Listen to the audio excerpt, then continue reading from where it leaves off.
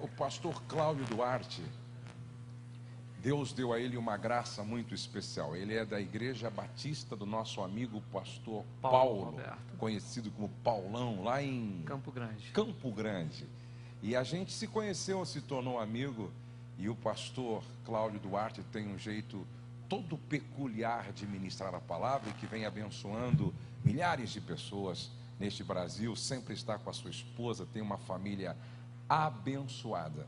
Eu costumo dizer que eu não trago para perto de mim pessoas cujo caráter não me inspira.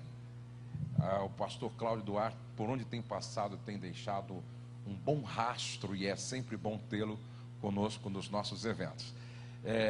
Muito alegria, é uma alegria muito grande, irmã Mary, tê-la também conosco. E eu soube que os filhos vieram também, que bênção, e eles tiveram um probleminha na estrada, por isso chegou um pouco mais tarde. Como o pastor Cláudio Duarte vai falar uma única vez, eu quero dar para ele hoje pelo menos 1h20 para ministrar. O que vocês acham? Amém, amados? Muito bem, então ele vai falar uma primeira parte, depois o pessoal vai trocar fitinha para gravar para todo mundo, e a gente canta aqui uma frasezinha do hino Família Debaixo da Graça, e ele já continua. Ok assim? Ok. Amém? Vamos ficar de pé e vamos receber esse Filho de Deus. Eu quero dar boas-vindas para a irmã Mary, Deus abençoe. Cláudio, fica à vontade, a sua casa, certo? Esteja à vontade para puxar a orelha de todos nós, se for preciso, e ministrar a bênção sobre as nossas vidas. Em pé, vamos receber o pastor Cláudio Duarte. Amém. Você tá bom. Amém. Filho, vem aqui um pouquinho. Maurício fez uma declaração, por que eu não faço também? Não é verdade? Mas para mim é uma honra muito grande, para nós, como casal, nesse congresso que tem por tema a história de nós dois. E o início de nossa história não foi dos melhores, mas nós aguardamos que o final seja um final de glória, porque o meio desse percurso, graças a Deus, Deus tem abençoado. Nós vamos fazer 20 anos de casados agora. Somos um casal normal, como qualquer um. Temos problemas. Esses dias me perguntaram se nesses 20 anos eu nunca pensei em divórcio. E eu disse que divórcio eu nunca pensei, mas assassinato eu pensei diversas vezes. E com certeza ela também. Então é um grande desafio. Meu filho. Não é só para você, é para todos nós. Então o que eu quero que você entenda é que nós somos normais. Amém? Isso. Eu quero orar neste momento, agradecendo a Deus por estar aqui, pela palavra que vai ser ministrada. Feche os seus olhos por um momento. Senhor, nosso Deus e Pai, muito obrigado por estarmos na Tua presença, por o Senhor nos ter trazido debaixo de Tua proteção, ó Deus. Muito obrigado por tudo, Senhor, que eu possa, neste momento, ser usado por Ti para abençoar casais, para abençoar famílias, para somar, ó Deus, em nome de Jesus. Muito obrigado, em nome de Jesus. Amém. Pode sentar, filho. Obrigado. Podeis assentar.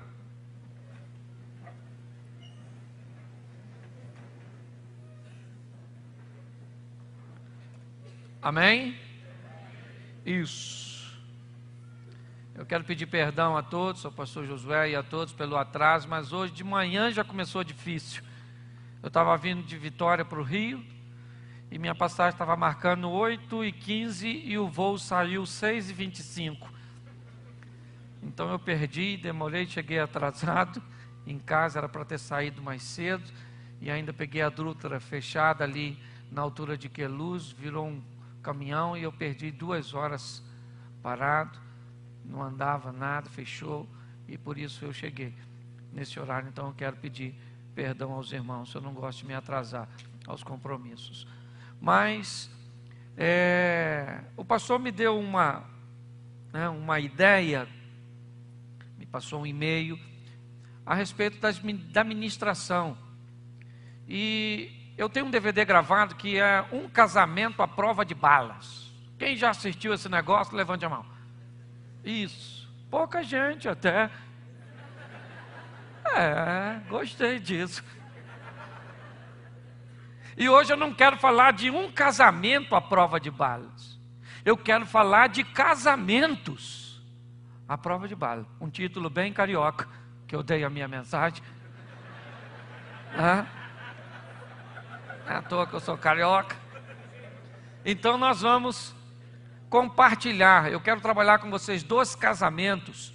E na segunda mensagem eu quero trabalhar algo que pode fortalecer e muito o nosso relacionamento. Primeira coisa que eu quero, vou usar o texto para abrir as 2 mensagens. Abra sua Bíblia em Hebreus,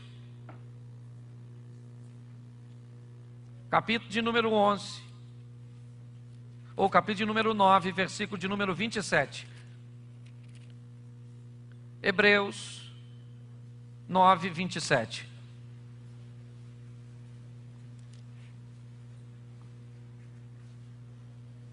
Amém? Nos diz assim a palavra do Senhor: e assim como aos homens está ordenado morrerem uma só vez, vindo depois disto, morrerem quantas vezes? Quantas? Uma vez. Isso indica o quê, gente? Que a vida é uma só. Tu não tem outra oportunidade. Ou você acerta ou você acerta. Não errar não. Tu só tem uma oportunidade. Então ou você acerta ou você... É isso aí, tu não pode errar. É uma vez só. Se eu morrer eu volto ao meu karma para alcançar o nirvana. Tu conhece alguém que voltou? É uma vez só, meu filho. A vida é única. Amém? Pior do que isso, que é uma notícia pior. Abra aí no Salmo 90. Você pensa que não pode piorar? Salmo 90, verso 10. Salmo 90, versículo de número 10. Nos diz assim a palavra do Senhor: os dias de nossa vida sobem a 70 anos, ou em havendo vigor, a 80. Neste caso, o melhor deles é o quê? Canseiro, enfado, porque tudo passa. E nós? Presta atenção. Enquanto o escritor aos Hebreus diz que a vida é uma só, o salmista diz que normalmente o homem vive 70, se for teimoso 80. É ou não é? Onde diz que o melhor deles é canseiro, enfado, e ele ainda termina dizendo que tudo passa rapidamente, nós voamos. Ou seja, a Bíblia diz que a vida é única, curta e rápida. Breve. Ou seja, você não pode perder tempo. Não dá para perder tempo com coisas medíocres. Não dá para se aborrecer e arrumar confusão por coisas pequenininhas. Porque a vida é uma só, filho. Passou rápido. Você outro dia desse, tu estava um menino, tinha cabelo, não tinha barriga. Olha para você hoje. Eu até brinquei no outro congresso, essa barriga árvore de cemitério, fazendo sombra para o morto. É ou não é verdade?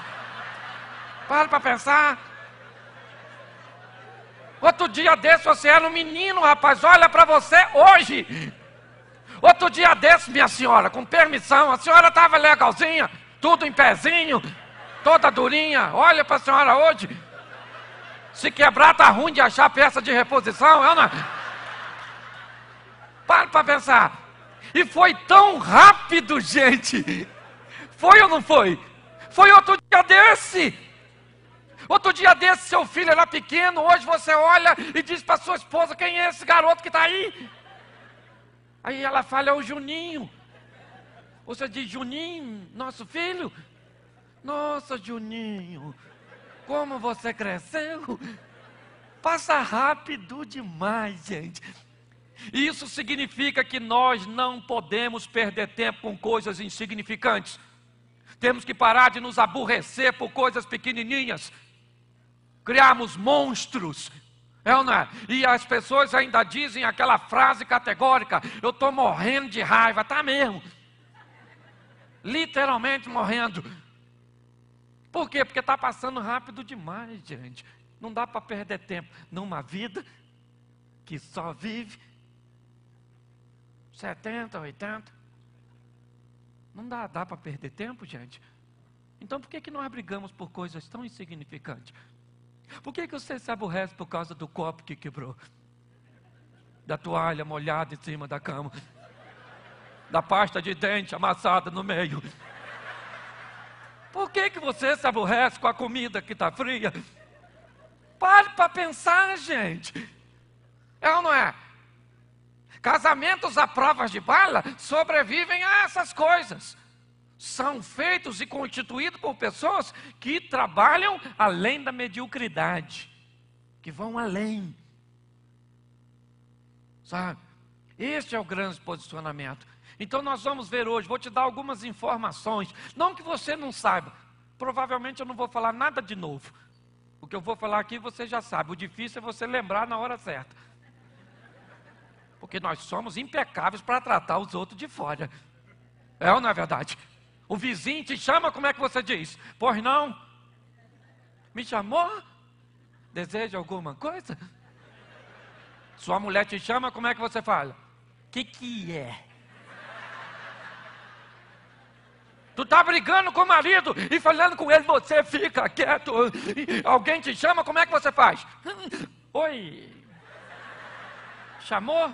Aquele ali eu mato depois, não é verdade? Aqui eu tenho que manter a pose. Gente, nós precisamos mudar o rumo dessa história. É ou não é? E construímos então casamentos à prova de bala. Casamentos que possam durar para sempre. Isso é sempre até que a morte. Porque tem a história do moço que morreu e foi para o céu. E a mulher dele morreu uns meses depois. Perguntou o anjo na porta: você ouviu meu marido aí? Ela disse: eu acho que é aquele que está sentado lá, não é ele mesmo. E saiu gritando: amor, amor. Ele disse: para aí, foi até que a morte o separe. Não mexe com esse negócio não, que aqui acabou. Aí também já é demais. Aí já está querendo. Para, só para descontrair você e eu também. Então nós vamos trabalhar duas famílias sensacionais. E a primeira delas, abra aí sua Bíblia no livro de Jó. É só voltar um pouquinho, você já está em Salmo, se é que você não fechou. Jó, capítulo de número 1, versículo de número 1. Nos diz assim a palavra do Senhor: havia um homem na terra de Uz, cujo nome era Jó, homem íntegro e reto, temente a Deus e que se desviava do mal. Nasceram-lhe 7 filhos e 3 filhas. Possuía 7.000 ovelhas, 3.000 camelos, 500 juntas de bois e 500 jumentas. Era também muito numeroso o pessoal ao seu serviço, de maneira que este homem era o maior do que todos os do Oriente. Seus filhos iam à casa uns dos outros e faziam banquetes, cada um por sua vez, e mandavam convidar suas 3 irmãs a comerem e beberem com eles.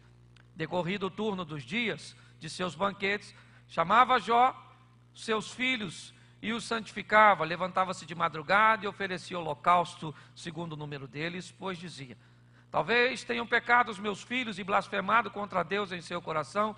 Assim fazia Jó continuamente. Amém? Preste atenção nessa família, porque isso é algo sensacional. Primeiro fala de um homem de caráter. E homem de caráter hoje é artigo de luxo. Homem já é artigo de luxo. Homem está igual mico leão dourado, para ver só em cativeiro. Estou falando sério. Já está difícil de achar, né? E homem de caráter aí, minha filha, aí você tem que escolher a dedo. Mas você já era, tu já escolheu. Essa palavra não serve mais para tu. Ih, irmão, tinha que ter ouvido isso antes. Então este homem era um homem sensacional. Eu aprendo algumas coisas com um homem como Jó. Jó tem algumas particularidades muito interessantes. Sabe por quê? Porque quando eu olho, por exemplo, o rei Ezequias, eu me deparo com um homem sensacional, fantástico. Um homem que mudou o quadro de sua época. Um homem que pegou uma nação falida financeiramente, emocionalmente, espiritualmente, reconstruiu toda a estrutura, santificou, né? Fez adoração, recolheu oferta, né? Fez novamente a festa da Páscoa ser instaurada em Jerusalém, em Israel. Um homem sensacional. Mas que houve uma coisa muito intrigante de Deus. Põe ordem na tua casa, camarada. Você é muito bom para tratar das minhas coisas. Não tenho nada a falar contigo a respeito das coisas espirituais. Você é expert nesse assunto. Mas vou te avisar uma coisa. Põe ordem na tua casa. E ele começa a chorar. Um homem que foi tão precioso no que diz respeito às coisas de Deus, a área financeira, os negócios, tinha tesouraria, homem fantástico.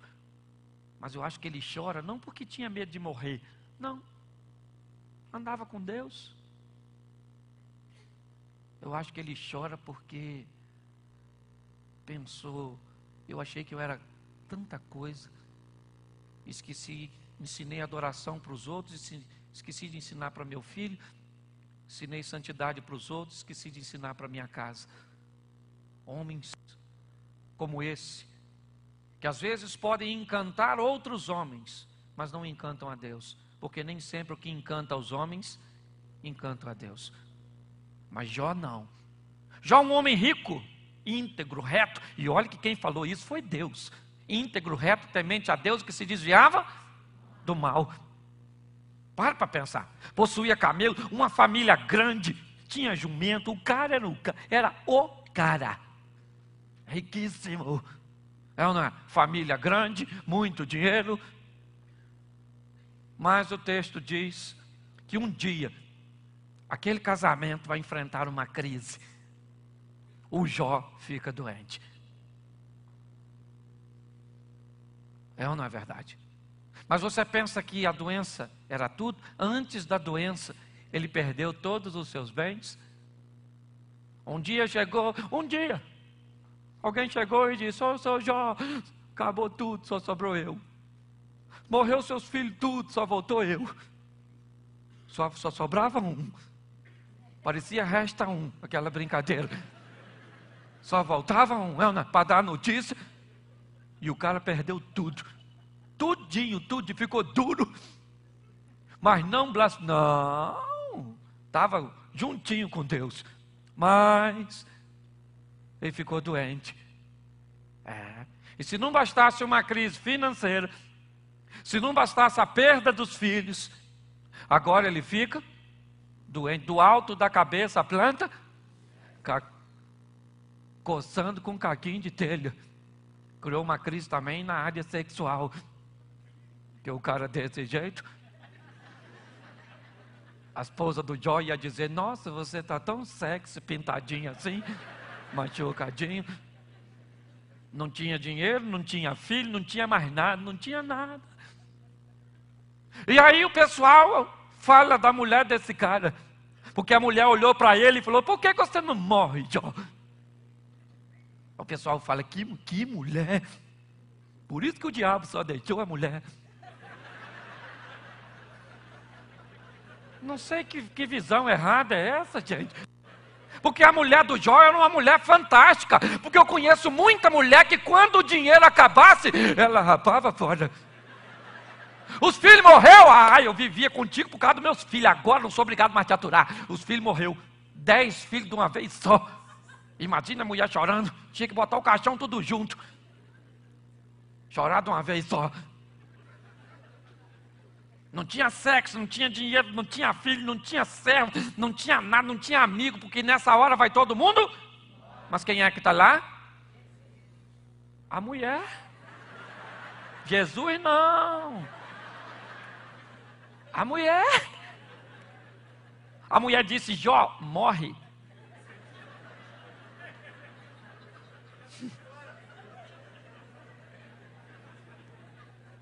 Foi uma palavra dura? Foi, mas ela estava lá para falar. Isso é sensacional, ela está lá, ela não deixou o Jó não, meu filho. O casamento dela não era baseado em dinheiro. Porque tem gente aí vivendo por causa de dinheiro. Eu não largo ele, porque ruim com ele, pior sem ele. Ele não é o gostoso, mas é o gastoso, é ou não é verdade? Então eu tenho que ficar com esse indivíduo. Para pensar. É ou não é? Os filhos, não, o filho morreu tudo e a mulher está lá. E o Jó também não deu mole não, falou, tu é doida, malucona. Ele não separou dela porque ela mandou, ela mandou ele morrer. Ela não separou, não separou. Separou? Não. Quando eu olho lá no capítulo 42, o texto diz que Deus restituiu tudo para o Jó e deu ele 10 filhos de novo. Com quem?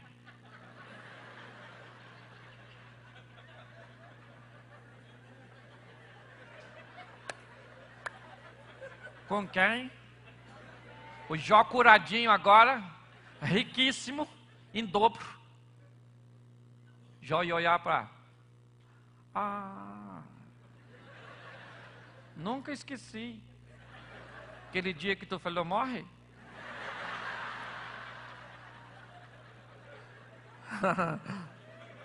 Aquilo está aqui, no segundo momento eu vou falar disso, cura de memória. Aquilo está aqui no meu coração.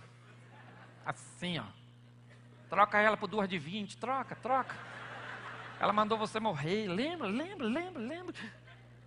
Não, isso é um casamento sensacional. É ou não é? Mas por que um casamento assim? Como se constrói um casamento desse? É isso que eu quero ajudar. Mas antes eu quero te mostrar outro casamento também sensacional. O do Isaac com a Rebeca. O casamento, não, para mim é o casamento modelo, apesar do que eu gosto pra caramba do Jó, com a mulher dele, mas o Isaac com a Rebeca, primeiro, Isaac estava com 40, quando casou, não teve pressa de casar, tu se apressou, se lascou.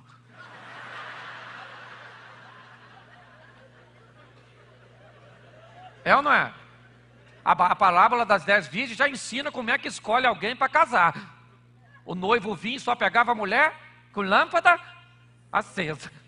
Por que ele não pegava a mulher de lâmpada apagada? Tu pegaria? Uma mulher no escuro? Para viver contigo até que a morte o separe? O noivo vinha, pegava a lâmpada da noiva e falava, peraí, gira.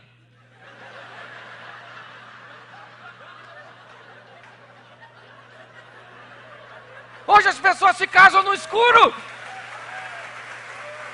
É ou não é verdade? Não sabe nada um do outro. E se casa. Gente, presta atenção. Quando nós vamos casar, eu sei que isso vai chegar meio tarde demais, mas ajuda de qualquer maneira. Cada um vem com a sua planta.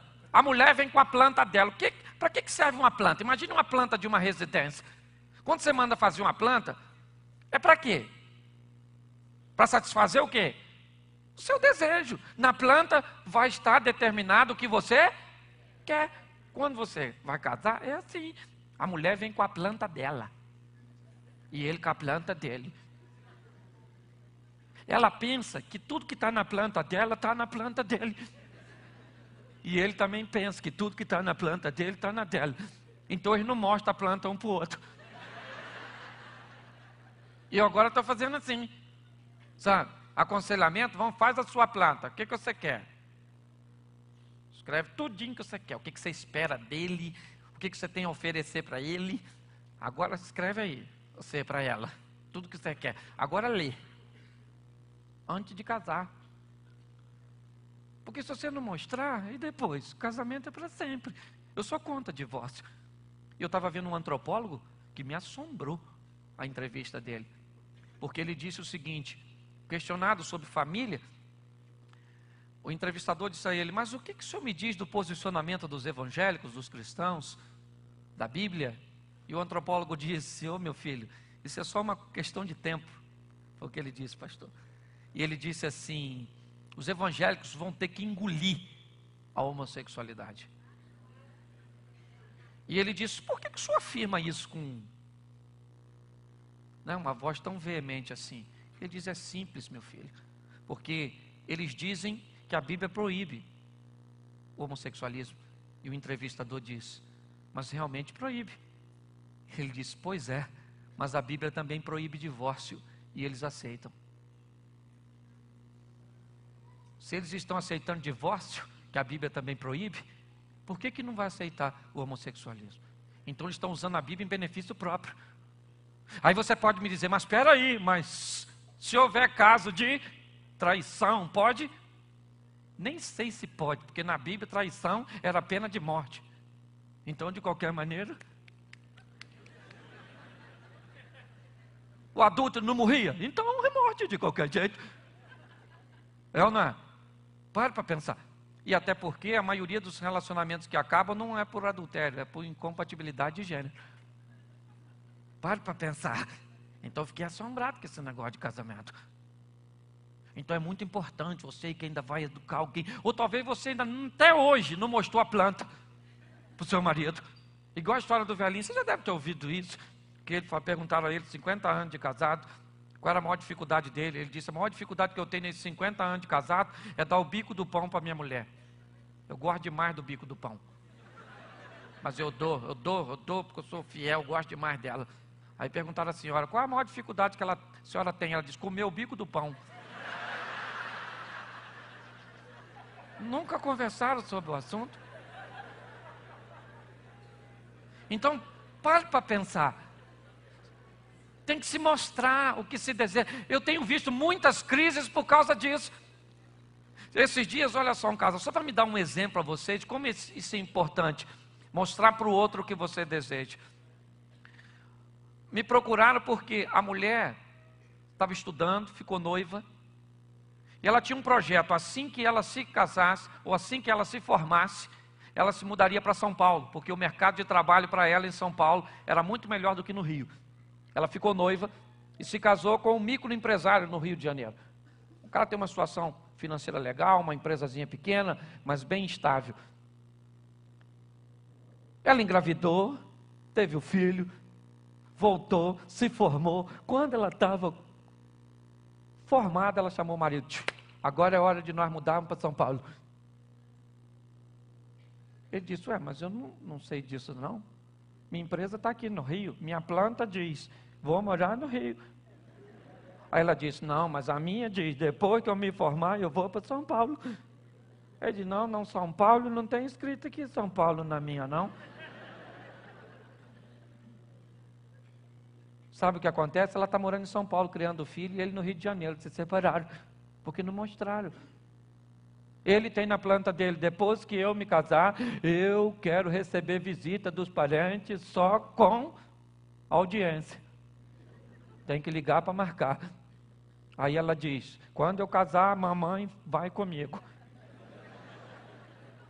Como é que esse negócio vai dar certo, gente? Pare para pensar. É ou não é verdade? Então eu gosto de Isaac, por quê? E Rebeca, porque Isaac já estava quarentão, sem pressa de casar. Sem pressa.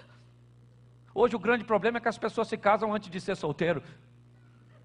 Você pode falar assim: ô Cláudio, está doido? Quem não é solteiro, quem não é casado é solteiro. Não é não, a palavra solteiro quer dizer inteiro, completo, realizado, bem resolvido, feliz. Hoje as pessoas se casam para ser feliz. Tu acredita nisso? Que tem gente: eu vou casar para ser feliz. Eu falo: casa, filha. Você vai casar para ser feliz? Casa. Esse dia um garoto falou comigo assim: eu vou casar para fazer sexo, irmão. Falei: coitada dele. Casa, filho, que você vai ver o que vai acontecer com você. Casa com essa esperança. Tem que casar. As pessoas se casam antes de ser feliz. Tem que casar quando você for feliz. Isso eu falo para os solteiros: tu é feliz. Porque eu acho que foi assim. Adão era um cara resolvidão. É ou não é? Qual o texto que Adão pediu mulher para Deus? Qual? Que Adão falou: Senhor, fica olhando o touro com a vaca, o leão com a leoa, o leitão com a leitoa, e eu estou aqui sozinho. Tem algum texto? Não! Adão era feliz pra caramba. Realizadão. Deus vinha toda tarde bater um papo com ele. Ele não estava triste. Ele está no Éden, não tem tristeza. Ele não está sozinho, tem a companhia de Deus. Um cara culto. Entendia de botânica, zoologia. Você vê que os bichos, foi ele que botou o nome. Você vê que vaca tem cara de vaca. E eu não sei, pastor, é como é que ele lembrou o nome depois. Porque não tinha escrito. Tinha que ter vaca, vaca, você é vaca. Porque depois que, ou então os bichos falavam. Porque às vezes eu penso que eles falavam. Por quê? Porque a serpente falou com a Eva. Ou os bichos falavam ou a Eva era louca. Porque se eu estou passando perto de uma árvore que uma cobra fala, Cláudio, aqui que ela vai falar, come. Para pensar. Então não sei se os bichos falavam, eu não sei. Eu sei que Adão era um cara fantástico. Aí eu acho que Deus olhou e disse assim, Adão, tu é feliz demais, cara. Sua felicidade está me incomodando. Vai dormir, meu filho, vai dormir que você vai ver o que eu vou arrumar para tu. É brincadeira. O que eu quero que você entenda é que Eva não entra em cena para completar Adão. Eva entra em cena para, ou melhor, para fazer Adão feliz, não. Ela entra em cena para que se cumpra na vida de Adão o projeto de a família. Feliz Adão já era. Não é? E você vê quando Deus fez Eva, estava com tempo. O dia que foi fazer Adão, estava cansado no 6º dia. Maçou. Levanta, vai botar o nome nos beijos. Foi fazer a Eva, a primeira coisa que ele fez, Adão dormir. Que é para ver onde errou. Aí ele botou lá, o Adão falou assim, caroço no pescoço. Tira, caroço no pescoço. Canela feia, tira, põe uma canelinha maneira.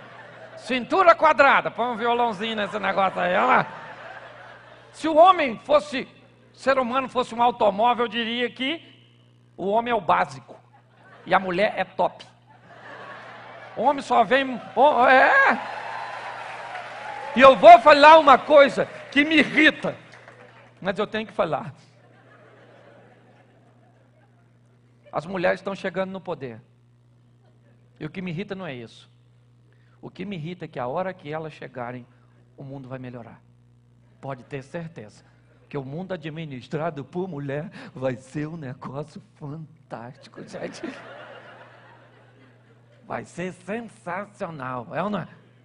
Com certeza. Porque a mulher vem bem acabadinha. É ou não? O homem veio só motor, roda, chassi, volante e banco. Ela veio ar-condicionado individual, airbag duplo, ABS nas 4. Ela veio completinha.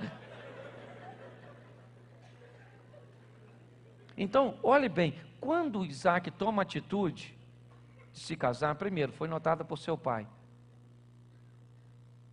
E o casamento vai ser baseado sobre o quê? Sobre a vontade de Deus, a oração. Casa com a mulher só, o camarada que vai orando, Senhor, abençoa a minha ida. O texto diz que Isaac foi para o campo orar, Senhor, ele vai trazer uma para mim.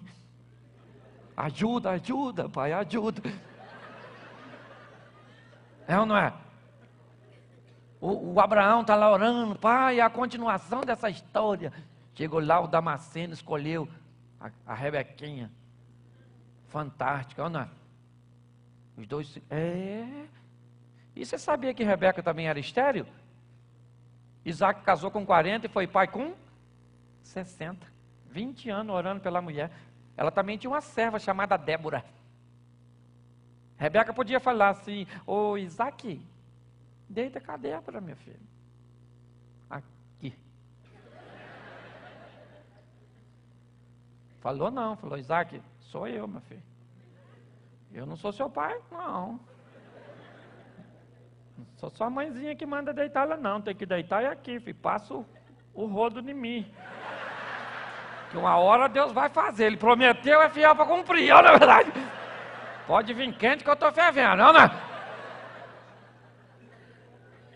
Casamento sensacional, gente. Esses dois. E para nós termos um casamento que chegue perto dessa história, precisamos tomar algumas providências. E aí talvez eu seja repetitivo para alguns, mas é importante. O grande problema hoje é a incompatibilidade de gênero. E nós temos grande dificuldade para lidar com isso. Por quê? Porque viemos de mundo diferente. A mulher vem do mundo dela, seus valores, seus princípios, sua maneira subjetiva. O homem vem do mundo dele, sua maneira de pensar, sua maneira de agir, superficial, é verdade. Muitas vezes, o homem às vezes é sem graça, porque Deus estava com pressa. É ou não é? E aí nós começamos a ter sérios problemas por coisas insignificantes. Pare para pensar. A mulher vem do mundo dela, dos valores dela.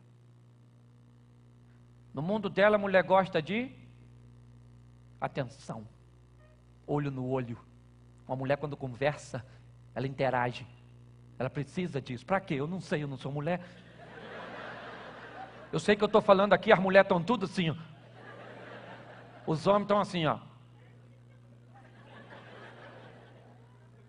Eu sei que eles estão me ouvindo porque eu sou homem. O homem não precisa olhar para ouvir. Mas aí você casa com ela, ela diz o quê? Olha para mim, que eu estou falando contigo. Aí ele diz, minha filha, eu escuto com o ouvido, não é com o olho. Mas elas interagem, elas gostam disso, Ana. É assim que funciona. Faz parte do mundo, então elas gostam de atenção, gosta de carinho, de homem romântico. Esses são os principais adjetivos do amante. Sabe quem é o amante? É você ontem. Ontem você era assim, abriu o carro para ela entrar, hoje tu sai, ela nem entrou. Um pé dentro, outro fora. Para, gente, pelo amor de Deus. Ela nem entrou. Você bateu a sua porta, que se dane o lado de lá. Se ela não entrou, o problema é dela. Para pensar, gente. Esses dois mundos diferentes. Que coisa fantástica, Ana. Como é que vai botar isso junto para viver até que a morte? É tempo demais. É tempo demais. Então nós vamos ter que aprender a lidar com as diferenças. A superficialidade masculina, a profundidade feminina, a objetividade masculina, a subjetividade feminina. Mulher fala nas entrelinhas. Mulher tem valores que nós não temos. Vê coisas simples. Sua mulher tem um guarda-roupa lotado de roupa e você chama ela para sair e ela reclama. Você nunca me leva para sair. Eu estou igual uma escrava dentro dessa casa. A trilha sonora deveria ser lerê, lerê, lerê. Aí você fica todo empolgado e chama para sair e ela diz o quê? Eu não vou porque eu não tenho roupa. Abre o guarda-roupa dela, cara. Tu tem 2 sapatos, um marrom e um preto. Ela parece uma centopeia, é ou não é verdade? Sapato marrom, né? Bota, rasteirinha, bico fino, Chanel, tudo.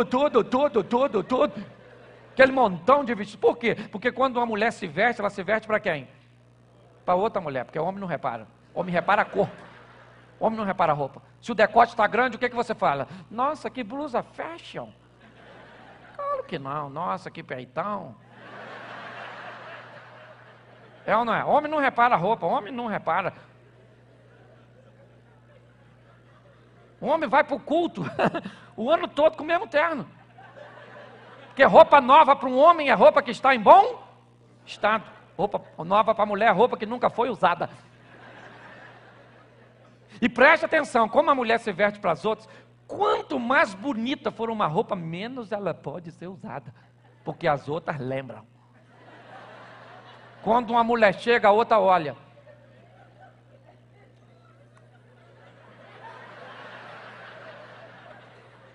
sapato maneiro pra caraca, combinando com a bolsa. E essa praga emagreceu, essa peste. Que raiva que me dá, que água que isso está tomando no banho. Fale para pensar. Não fala, mas pensa, é ou não é verdade? Não fala, mas pensa, porque a mulher é muito discreta. Então como é que nós vamos sobreviver nessas questões, gente? Temos que ter habilidade para equacionar isso, transformar impacto em impulso, saber as diferenças na nossa individualidade. Cada um de nós temos as nossas diferenças. Eu costumo brincar, eu sou muito diferente da minha mulher. Eu acordo de manhã feliz da vida. Ela acorda de manhã todo dia. Está ali, eu não me deixo mentir. Parece que está arrependido de não ter morrido de madrugada. Estou falando sério. Acorda, odeio acordar, odeio. Eu antes falava com ela, só dava confusão. Ela não gostava de... Vamos falar, vamos brincar. E ela brincar. Eu queria estar dormindo, não. Aí eu aprendi com a palavra de Deus que a Bíblia diz fugir da aparência do mal, não é verdade? Então de manhã ela está invocada, eu deixo ela quietinha e fica quieta, pronto para lá, é assim que funciona. Nós precisamos entender e respeitar isso, entendeu? Descubra que o seu marido é diferente de você.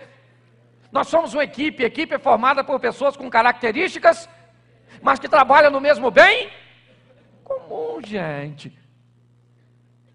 E uma das grandes, eu não vou falar disso diretamente, só porque está no casamento a prova de bala, eu vou dar uma metidinha nisso aqui, rapidinho. Sexo, gente.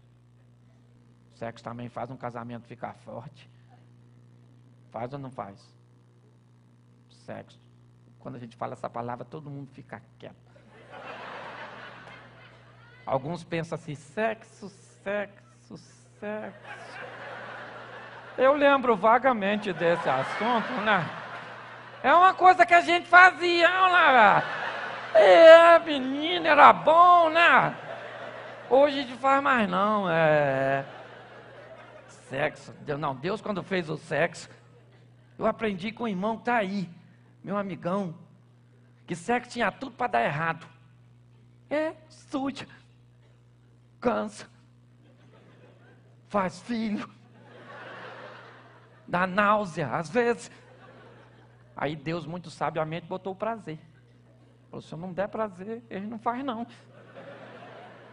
Pode falar agora, com prazer, já está difícil de fazer, ela. E o grande problema qual é? O homem faz sexo por motivo diferente. Você já deve ter ouvido isso diversas vezes. Só vou trabalhar para dar uma... Homem faz sexo para quê? Para tirar estresse. Ele está estressado, seu marido está estressado, irmã.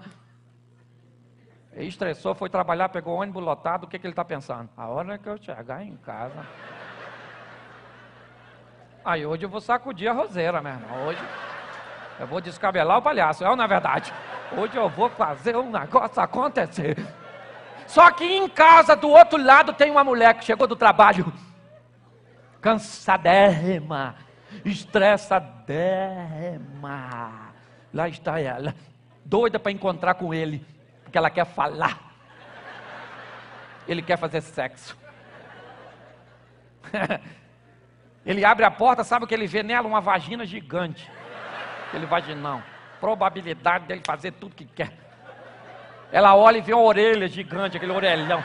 Agora você imagina a orelha caminhando na direção da vagina. A hora que as duas se encontrar, dá o que acontece lá na sua casa. Você está rindo de coisa que te faz chorar, não? Vou até 10h30, tá, pastor? Como é que está aí o tempo? Tá dando para ir? Você só me faz um sinalzinho, tá? Para fazer a troca, então. Para aí, gente, preste atenção. Então lá vem o camarada, babando. E ela está lá, a hora que ele chegar eu vou falar tudo. E ele fala, não quero escutar nada não, meu irmão. Eu estou estressado, senão eu infarto. Não. E aí ele chega e diz, aquela frase categórica. Coisa mais sábia que um homem sabe falar. Hoje tem? É o ápice da criatividade masculina. Hoje tem? Ela diz, tem morte.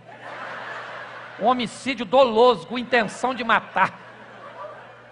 Ele quer chegar junto e ela não quer, ou melhor, ela até quer, mas primeiro ela quer falar. Então, companheiro, se tu quer fazer alguma coisa, tem que ouvir. Fique longe dela, do alcance da sua mão, porque o homem é assim, o homem gosta de... Ele vai falando, não, estou te ouvindo. Estou te ouvindo. Isso vai deixando ela mais irritada ainda. Tem que deixar ela longe, olha no olho dela e fala, pode falar. Isso, eu tinha que estar lá, isso não podia acontecer. Vai respondendo, vai interagindo com ela, que ela vai calmando. E quando ela calma, no final, a vitória é sua, camarada. Pelo poder da audição, é ou não é? Pare para pensar. É simples, gente.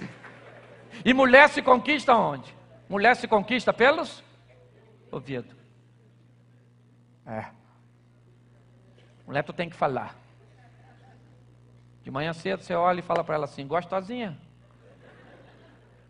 Ela pensa, gostosinha, gostosinha, gostosinha. Eu não estou gostosinha não, mas eu gostei dele me chamar de gostosinha, Mais tarde você fala aí, se eu pegar você eu te rebento. Ela sabe que é mentira, Mas quem sabe ela vai orar e dizer, ossos secos, ouvi a palavra do Senhor, eu não... Entendeu? Que vai motivando vagarosamente, gente. Aí não, o cara aparece em cima da hora para a mulher com aquele cuecão, 4 números acima do dele, com um pingo de xixi do lado esquerdo, na verdade. E ainda diz, hoje tem? Pô, não dá, pode. Não pode não, gente. Você está rindo, mas o assunto é sério. Então, sexo é um negócio muito legal. Poxa, vocês vão ouvir uma palavra específica para isso. Mas ter uma vida sexual boa, satisfatória. Mas nós precisamos respeitar mais um ao outro. Nos prepararmos para os momentos de adversidade. Sabemos que eles são realidades na nossa vida. Um casamento, ele não é imune a problemas. Não. Essa temática, a história de nós dois, também mexeu muito comigo. Porque meu pai casou 8 vezes. Mamãe ficou grávida com 14 anos, me teve com 15. Me deram para 5 famílias diferentes. Eu não tinha nenhum perfil para estar aqui ministrando para a família. Mas Deus olhou e me fez ver o Salmo 27:10. Ele diz, ainda que teu pai e a tua mãe te desampararem, eu, Senhor, jamais te desampararei. Eu falei, dá para levar. Me deu uma esposa abençoadíssima, como eu disse, igualzinha a sua. Tem TPM, às vezes fica invocada, não quer conversar comigo, às vezes quer conversar e não sabe o que quer. Eu queria falar. Eu falo, você quer falar o quê? Eu não sei, mas eu preciso falar. Às vezes quer comer um negócio que não sabe. Queria comer uma coisa assim. O que é? Fala que eu compro. Eu não sei. Como alguém pode querer comer um negócio que não sabe, gente? Isso é coisa de... Graças a Deus. Isso não é defeito, é acessório, já veio de fábrica. Foi Deus que colocou. Nós vamos trocar ali a fita. E eu quero, mas antes, ou melhor, enquanto troca ali, eu quero só fazer uma coisinha. O Maurício vai vir aqui fazer uma ministraçãozinha, mas eu queria pedir você para dar um beijo na sua esposa. Peraí. Vem cá, filho, vem cá que eu vou mostrar o que é beijo. Enfiar a língua dentro da sua boca.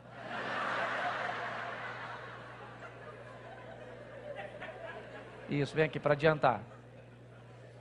Você está pensando que você vai me olhar beijar?